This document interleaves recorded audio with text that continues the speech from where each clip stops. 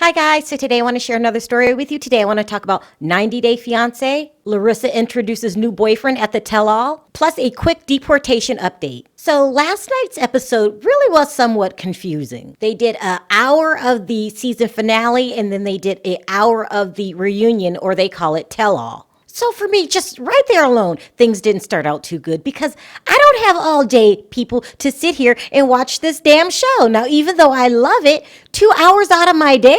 Well, that's just asking for a bit too much. But I did it. So let's start with the season finale, which was all about Colt and Larissa. And what it showed basically was the final stages of their relationship. Now, I don't know about you, but for me, that's a good thing. Like, these two really needed to get divorced like yesterday. So I was so happy for Colt, especially at the beginning of the episode, because he was really talking positive. He was like, I want her deported. I don't want to be married anymore. I'm glad to be out of that relationship. It's me and you again, Mom. I know a lot of people say that Colt and his mother's relationship is very, very creepy and that they should be unsmothered. But I don't feel that way. I really like Debbie. I mean, who else is going to put up with Colt and his cheap ways? I mean, who else is going to keep Colt strong and out of Larissa's DMs? And let me tell you, people, he needed Debbie by his side every minute, second of the day. Because as the show continued, he got weaker and weaker and weaker to Larissa's magic sauce. Now, magic sauce is a term that I use to describe Larissa's secret potion. I don't know what she's doing. Listen, she beat Colt to a pulp. Like Colt was her trick who didn't bring back her money. And she just didn't get in trouble for domestic violence once, twice, 3 times, people. And 2 of those times, she managed to get Colt to bail her out. Magic sauce, people. You got to give credit where credit's due. She has some kind of magic sauce. Now, on this third hearing, which was last night's episode, she didn't even have to show up. Her attorney told her to stay at home. I got this. I mean, do you guys realize she's still on American soil right now? I mean, what is going on, people, besides magic sauce? Let's just take her incident and compare it to Jay's, who is still locked up as we speak. I'm telling you, people, she has a way of getting her way. I'm not hating on it. I think it's amazing. I wish I had it. And Jay damn sure wish he had it. Because I'm sure by the time we get to part 3 of the tell-all, Jay will be deported back to Jamaica. Nevertheless, this is why I was so glad that Deb was around on this last episode, because Colty was getting weaker and weaker and weaker. He started saying things like, well, I know that we weren't married long, but I'm really starting to miss my wife. He kept using his wife, the word my wife. Then he would say things like, after all is said and done, I still love Larissa. Love? I'm telling you, people, he would be with Larissa to this very day if it wasn't for Larissa. She was done with it.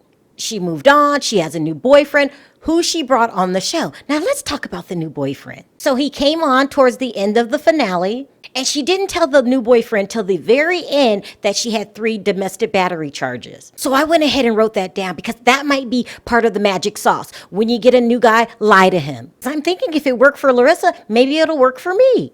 Now, the new boyfriend's name is Eric. I like to call him Colty Part 2. And believe me when I tell you, people, he's a Colty Part 2. He looks like Colt. And I'm sure if Colty were to work out, they would have the same physique.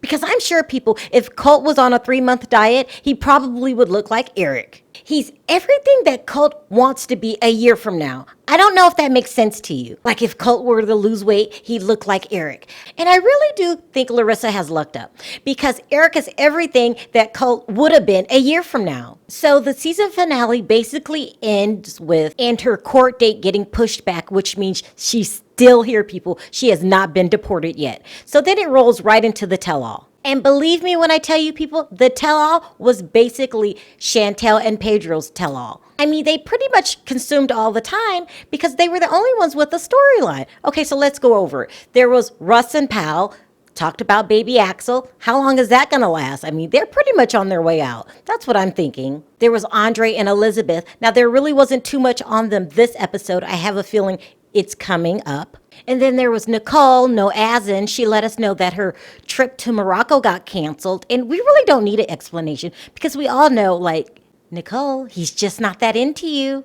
And I'm sure if you ask cute little May, she would tell you the same thing. Mommy, he's not that into you. Then there was Jay and Ashley. Now, according to Ashley, Jay has cheated again. It's the whole bathroom barbecue situation. Now, do you guys remember at the beginning of the season when we first met this couple, Ashley had said to one of her friends that if Jay cheated on her, she probably wouldn't care. She'd date him anyway. Do you guys remember that? So I don't know why everyone's so upset or shocked when they find out he cheats again. That's what he does, people. Trust me, Ashley does not care.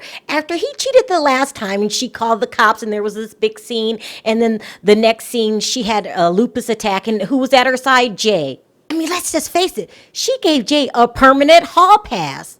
I mean, really, he can cheat whenever he wants. She's only acting like she's upset about it is because the cameras are rolling. Come on, people. And I'm thinking I'm going to take it a step further. You know, throughout the whole entire episode, he kept saying, there's more to this story. You guys just don't understand. And then he wouldn't tell us the more part. I really am thinking, people, that the more to the story, what he means by that is that him and Ashley have an arrangement. He can cheat. She pretends like she's upset. As long as no one catches on, he can do whatever he wants. So besides Jay cheating again, the rest of the hour really was dedicated to Chantel and Pedro. It started in the fitting room when Chantel basically called Colt a mama's boy. They got into a spat about that. Of course, when they sat down with Sean, they got into Pedro dirty dancing with his sister's friend. Of course, Chantel lost her mind about that part. Then it rolled into what they always argue about, and that was each other's families. Now, they actually had Chantel's parents on the stage via Skype. And really, people, the never-ending argument is they accuse each other's side of the family of being rude. And then after that, they all demand apologies. But you know what's missing in this scenario? No one ever claims the responsibility for anything. Not once did anyone come on and said, well, this is what I did wrong, and I'm sorry for that. It's what you did wrong and how you need to apologize to me. Now, of course, nothing's ever going to get settled, especially since they have their own spinoff coming on tonight, which I'm going to watch. So there you have it, people. That's pretty much what happened on the finale and part 1 of the tell-all. Now, it was pretty good. My only complaint would be the length. 2 hours. That's so long. So what I want to know today in my comment section is who agrees with me, who thinks Jay and Ashley have a special arrangement, which is she doesn't care if he cheats on her. She's only putting on for the cameras. That's what I think. Let me know if you agree with me. Also, don't forget to hit that subscribe button and that notification button for more stories like these. Until next time, talk to you then. Bye.